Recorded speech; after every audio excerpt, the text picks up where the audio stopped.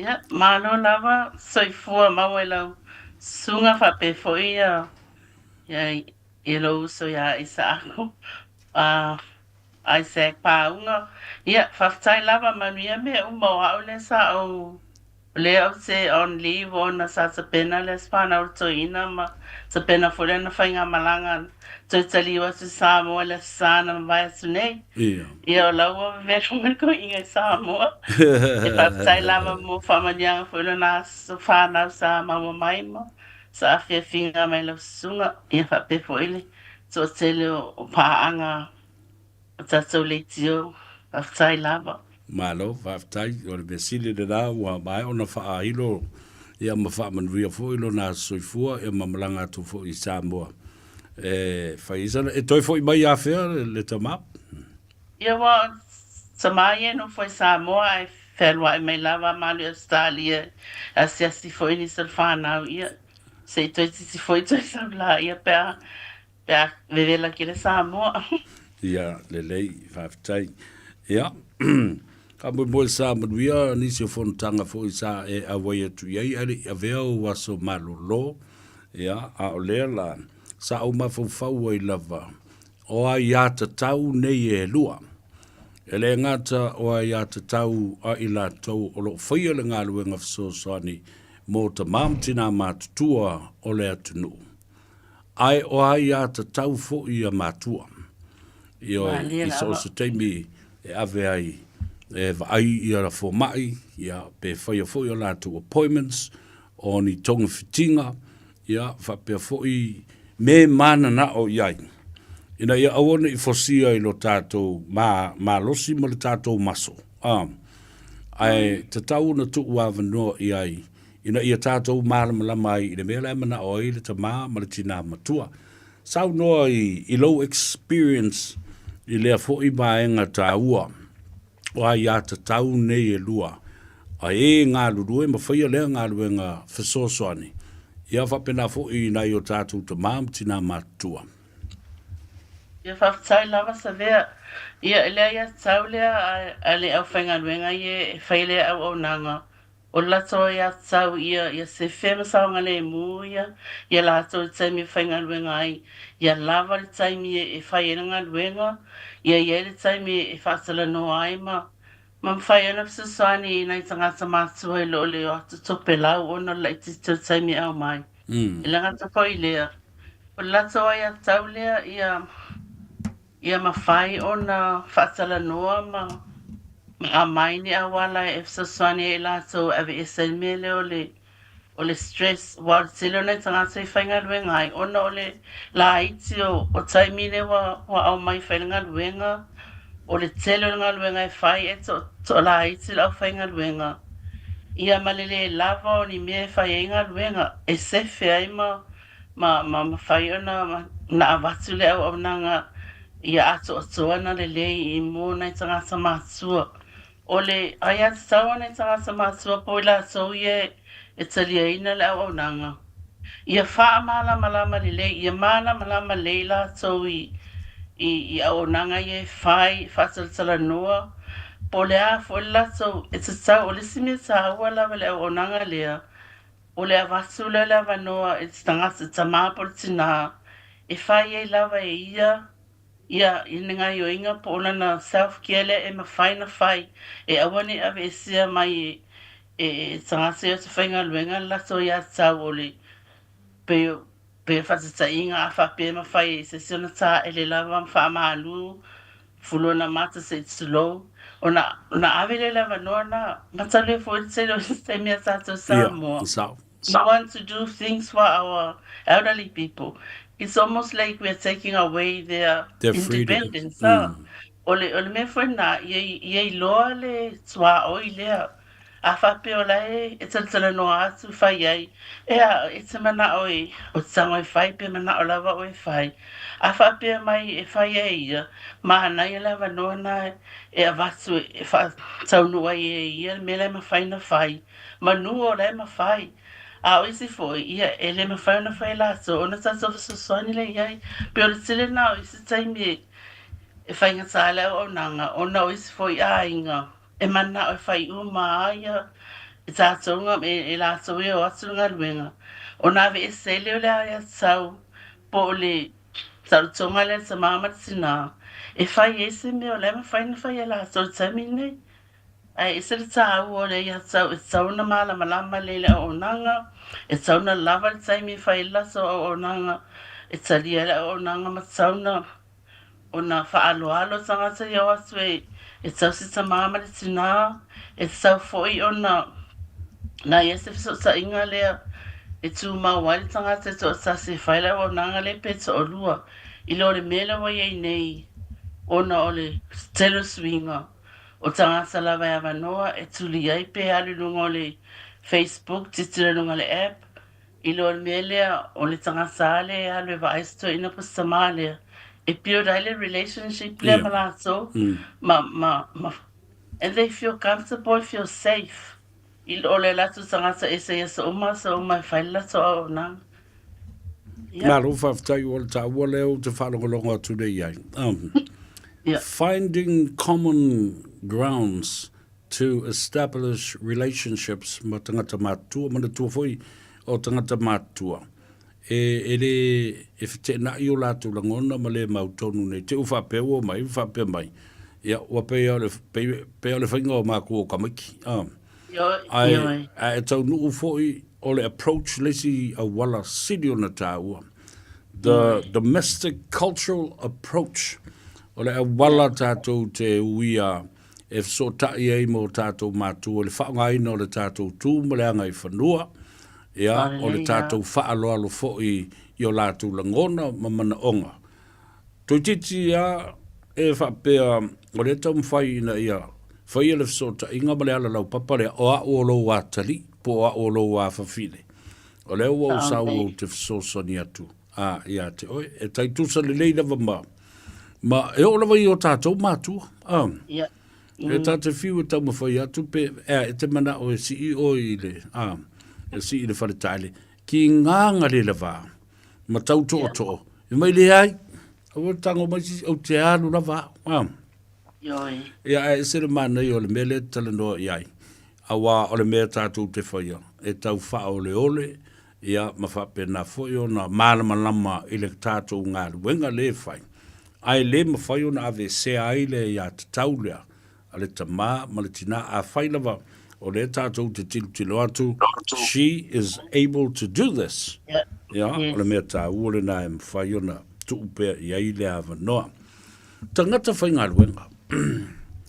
O ai e sulu i ai. E ai se vaenga o lautou uni, ia ma lautou whaalapu putonga o iai ni fōma i whaapitoa o le mawhau, psychiatrist or psychologist, ma nisi o lo iai le to mai whaapitoa e whautua i na ai, le mautonu ma le atu o le mawhau.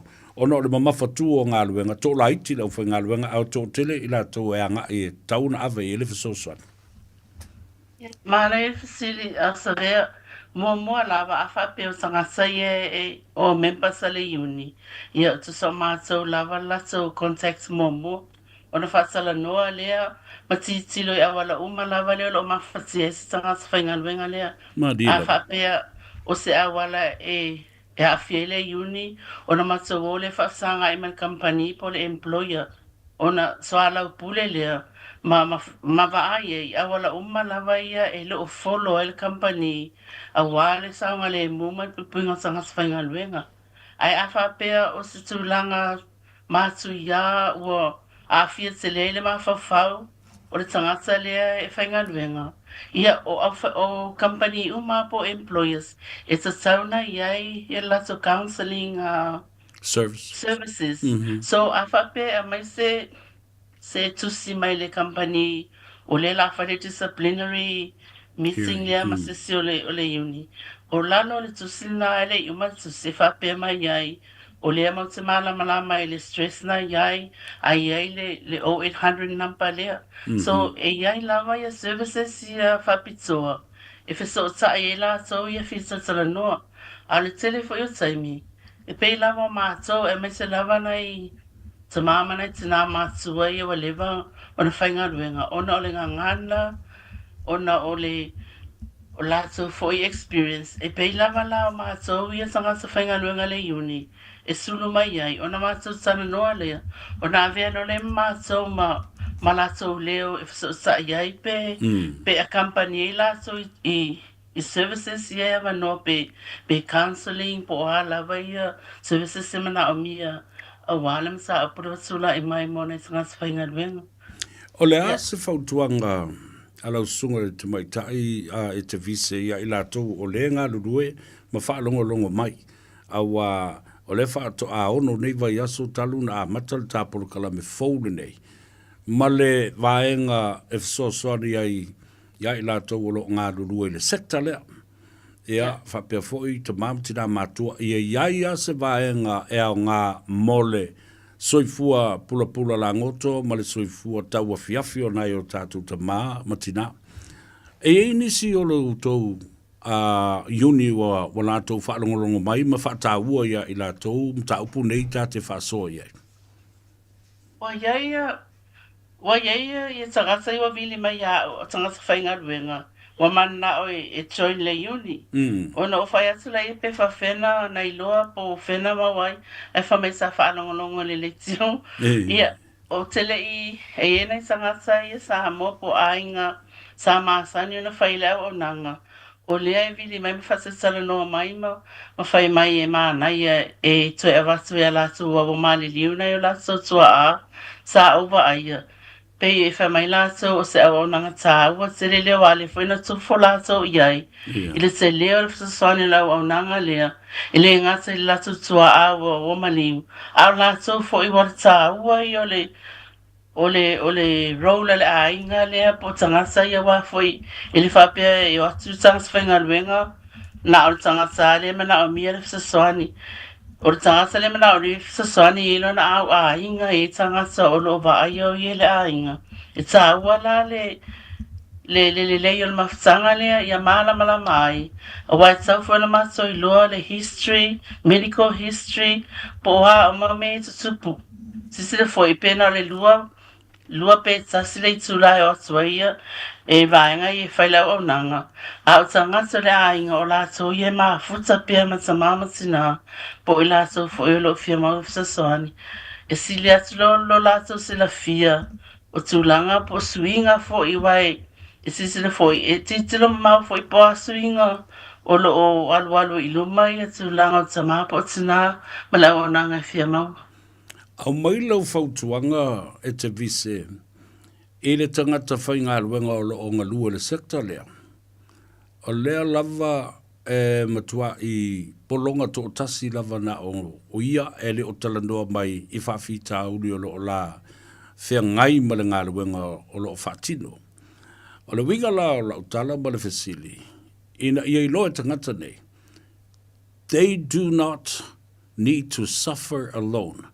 Olo o iai le au nanga e mawhai ona sosa ni atu, ma au mai fo i ses tangata tusa male ia tau le tangata whainga luanga to bring a support person along with you. Sau noa le mta upule. E mana la a Faiva fonga mai la so ia lo ngā lua le sekta lea po le uni po le uni. E tau i o lawa ia te tau.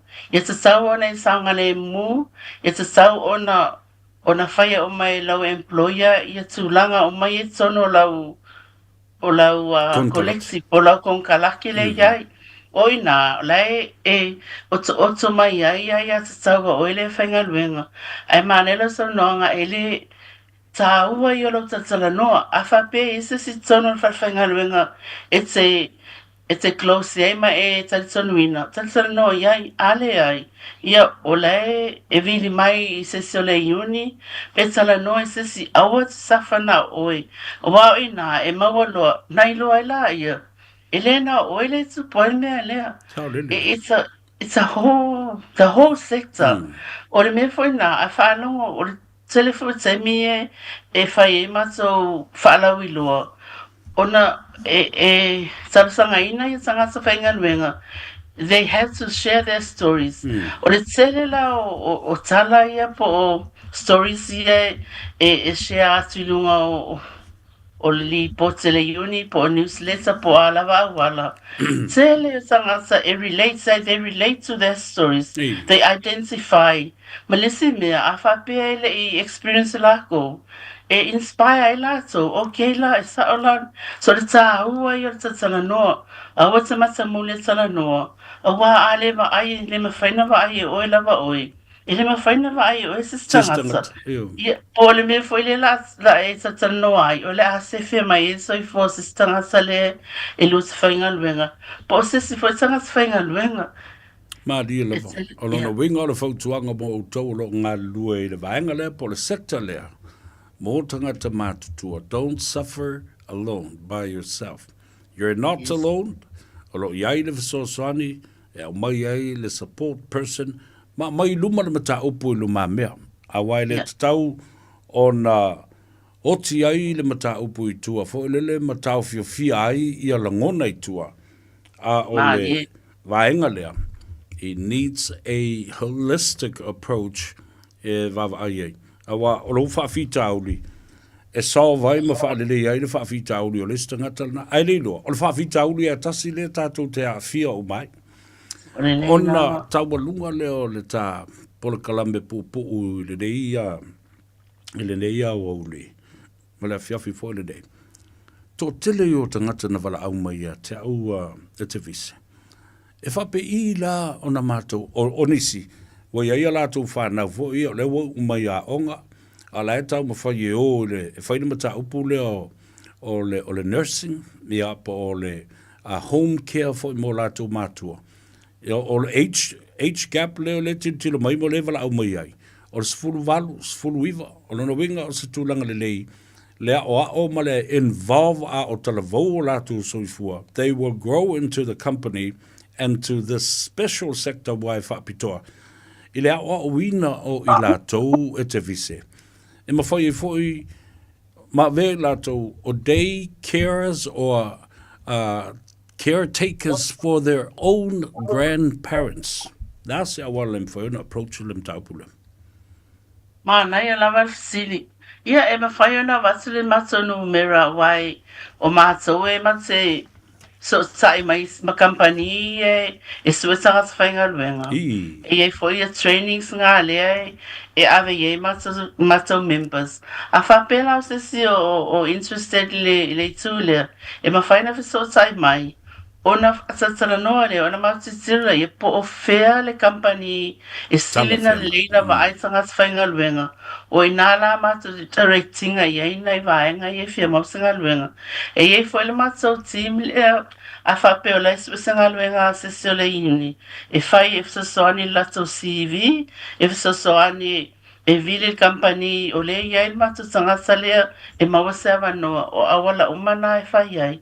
Ai le lei whatatala no mo ona ti tilo la ia. Wai mo I tele ia company po lato e whaila o nanga lea. Ai ai lava ia company e le lei e wa ingo tangata whainga luenga. O ina lava. O nā lai support e mātou. Ai a watula o numera lena.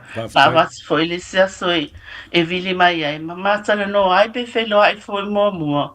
Ia ona whaasino tonu la I ele itu e anga ia I mawesef sa soani e mana ia. You're giving me hope if I get lots of young people. I can, because olise unga luenga ngai whai, o te au ona mopsasani ia lato ia, e whai lato study, ina ia pasi lato, a meselava level 3 and 4. Yeah. So I'm very happy to mentor people who are willing to go to do that job. Nga lo whawtei tele lava.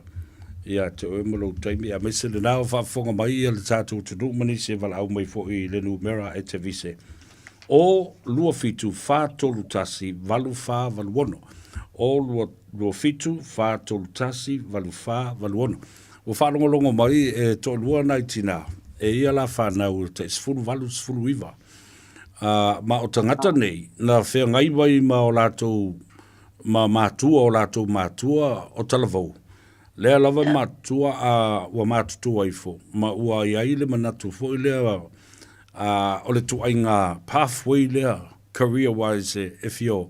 Ma fia mafuta pea, Lona winga la le tau, o le train them Yeah. to become their own caretakers for their own grandparents.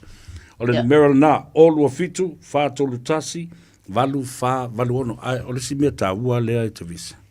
Yeah. Le anga le mea tāua te le. O le iai, luas fulu fai tu la fitu aso le vai aso. O le ae te nofo le fale. Ua whaatua tua ina oe e lau ta mamatua, o lau tina matua, o lima, lea o lo o lai i la ua. Whaatua tuanga atoa i whala au o tong fitinga, o le avatu man. A o lea foi, e maua i lana se leni. Because she is qualified now and have passed all the credentials and all the criterias. E whai le fale, nofo le fale. Ioe. Ia, ma maua i manana se leni malona tutongi. Sau noa muri ai le mata upule na, ona tātou ma vai eilea.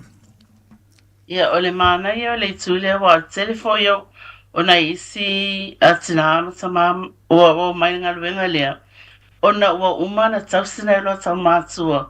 O le experience lea la tau, o tangata i pito silina na le lei maa lo lofa i tangata mātua. Wa le ua umatu tausinga o mātua, le ua mai la tau, if saswani isi tangata mātua i fia mausap saswani. O le e sili atu le, e leise si, o le ale leo tangata sau mai fafu, e leise taiti tu sama, ma tangata lava po whanau po alo o tamama sinaia.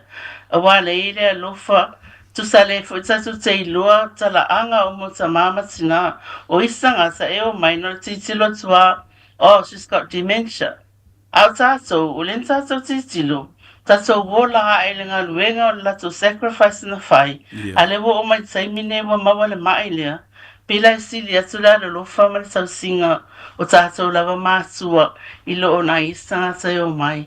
So ole, it's a real gift to be able to look after your elderly parents when you have the chance. Pero me alo fale asa so to evatu yai. Eile mena tupu ina ua wasisi atu i Amerika.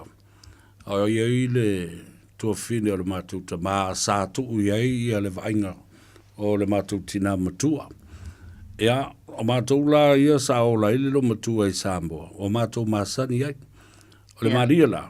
E ele whanau teine le tua fine o le mātou ta maa. A le whala velawe. Ia, e ese foi le o langa wha papalangi la tau ia ma. Na mata mata teinei tine. Ina ua o tau nuu i o masi i le o le matua a ngai i le bathroom ma whaata ele nā le tutu ma mata mata. Yeah. Ia, e tangi a lalo anti ma tilo tilo ma vai ai. Fesili loa ia o cousins ia. Mom, is this how they do this to every elderly, their grandparents and grandfather and grandmother in Samoa?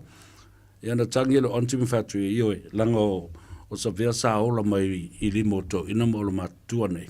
This is how they do it. O lo me ofoi, o le tamba. A I la tau o ta mai tai. Ai, o le me le fai. Ia, pe foi le e whaafainga tā o na lātou whaatino o lea tuanga. E le masani e le lātou vai.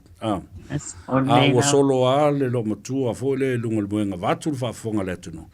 E ei foi lo na langona. E se I fia papa I le vai. Ia, mai... It's a langona, you know, I was always proud to be like that, you know.